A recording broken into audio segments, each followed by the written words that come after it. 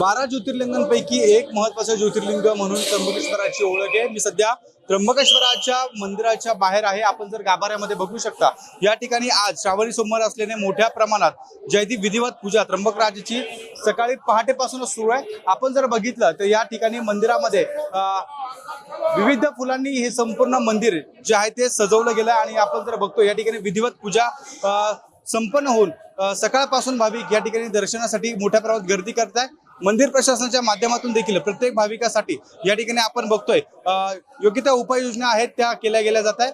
आणि आता सध्या गाभाऱ्यामध्ये जर आपण बघतोय तर विधिवत पूजा आणि नैवेद्य आरतीचा जे आहे ती संपूर्ण तयारी आता सुरू असताना या ठिकाणी भाविकांना दर्शनासाठी आणि आरतीला या ठिकाणी मंदिराच्या गाभाऱ्यात या ठिकाणी आता थांबवलं जात आहे।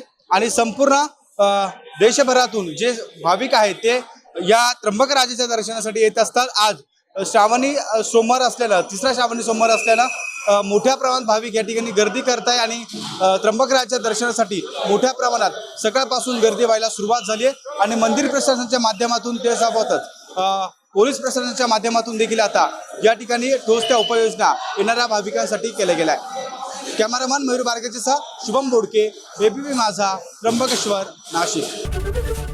एबीपी माझा, उघडा डोळे बघा नीट।